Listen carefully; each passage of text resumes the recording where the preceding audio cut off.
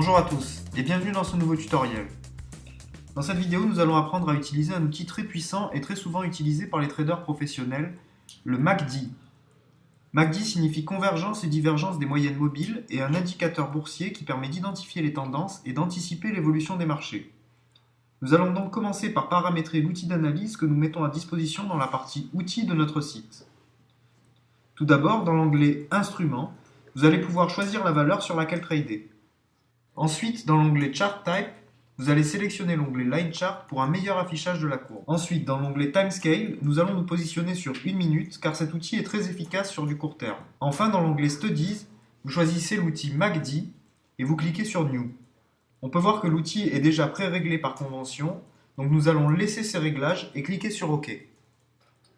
On peut voir apparaître une nouvelle courbe ici en rouge, qui correspond à la différence entre une moyenne mobile exponentielle de long terme et une moyenne mobile exponentielle de court terme. La méthode que nous allons étudier est assez simple et efficace. Nous allons observer notre produit et sa tendance.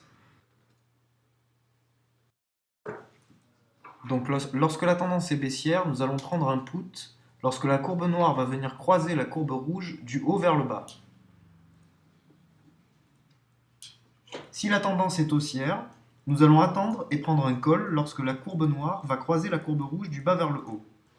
On peut voir par exemple donc sur cette valeur que la courbe noire vient croiser la courbe rouge du bas vers le haut, et donc on va prendre un pari en call.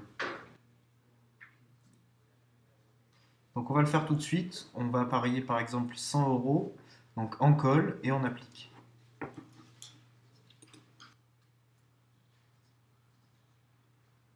Donc on va passer en accéléré et on va aller directement au résultat.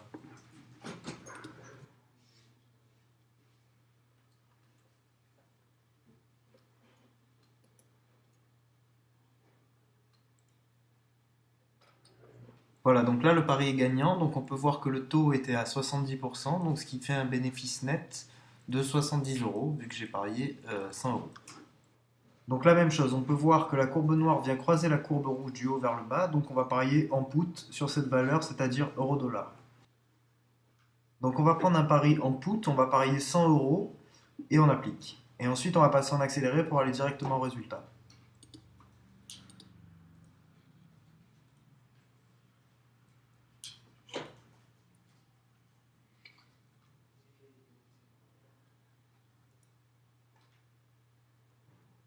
Donc voilà, on peut voir que là, le pari est encore gagnant, donc ça me fait un bénéfice de 80 euros, puisque cette fois-ci, le taux était de 80%.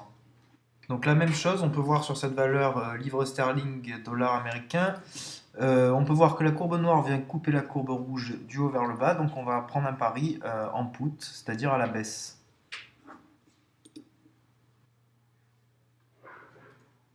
Et donc on passe tout de suite en accéléré pour voir le résultat.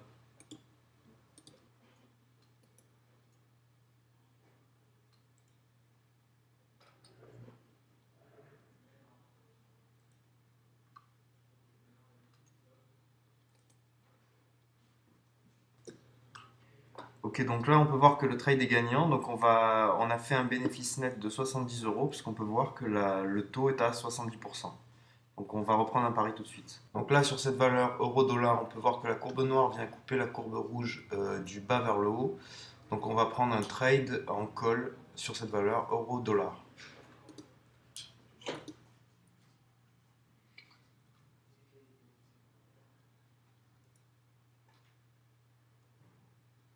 Donc on va passer en accéléré tout de suite pour voir le résultat.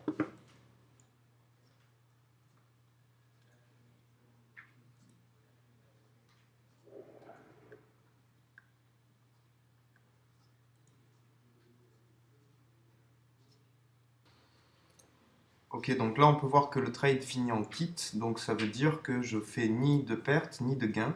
Je reste au même solde que tout à l'heure. On va reprendre un pari tout de suite. Ok, donc là sur cette valeur, on peut voir que la courbe noire, encore une fois, vient couper la courbe rouge du bas vers le haut. Et donc on va reprendre un pari en call sur cette valeur dollar-yen. Donc on va passer en accéléré pour voir le résultat.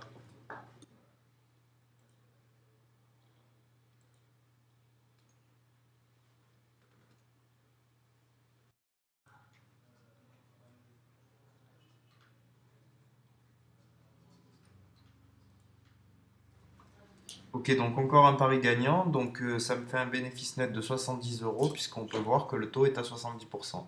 On va reprendre un dernier pari tout de suite. Donc là, on peut voir qu'on est sur une tendance baissière, donc on voit que la courbe noire vient couper la courbe rouge du haut vers le bas, donc cette fois-ci, on va prendre un pari en put sur cette valeur USD-JPY. Donc on prend le pari en put, 100 euros, et on applique, et ensuite on va passer en accéléré pour voir le résultat.